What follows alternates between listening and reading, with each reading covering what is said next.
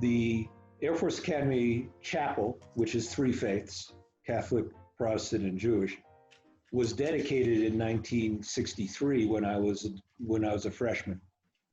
And the Air Force leadership did not know what to do for us on a Friday night, because Friday night is still a military duty day. It's not like a Sunday.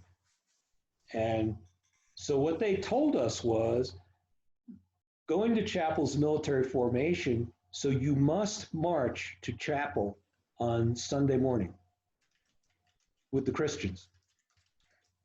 Now, you were dismissed once you got there. Once you got there, you were dismissed and allowed to go back to your dorm room, but you must go to the church on Sunday with everybody else. It was a military formation. Can I interject just a Sure. little aside? Peter's brother, who is 7 years older than he is, went to Annapolis, went to the Naval Academy. They made the Jewish guys go to church at the Naval Academy. Yeah, he has totally different. And by the way, he converted.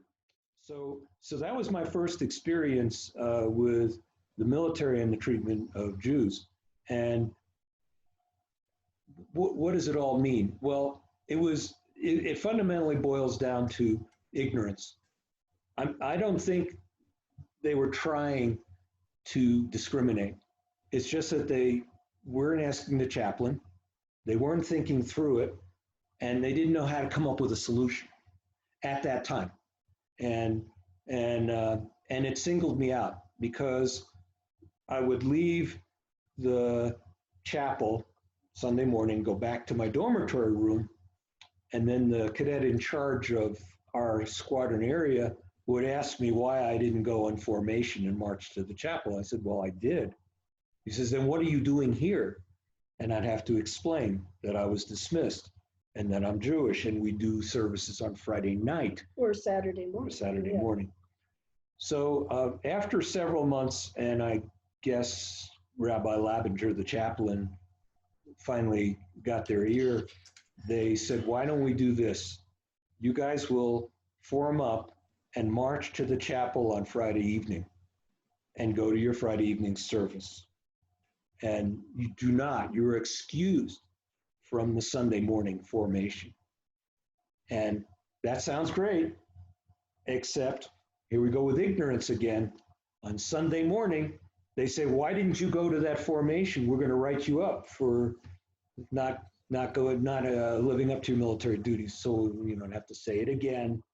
It's because da, da, da, da. Over the course of the 4 years at the academy, what growth would you say in the cultural awareness that came about through your being very open about it? Well, first of all, the leadership at the Air Force Academy got a little bit smarter, and they did understand that singling people out was silly. So they actually disbanded the idea of marching on Friday night, because we would be standing there. Everybody's walking around us coming from dinner back to the dormitory, and we'd be standing there and marching off to the chapel, and they go, what the heck was that? Who needs that? You don't need that. And so they finally got smart to that, and they said, you know what? Just go to chapel. And not to mention the fact, by the way, that it is a violation of our constitutional rights. I mean, yeah, well, there is that. and so, the separation of church and state was in 1963. They just didn't understand that. You're going to be Christian. That's it.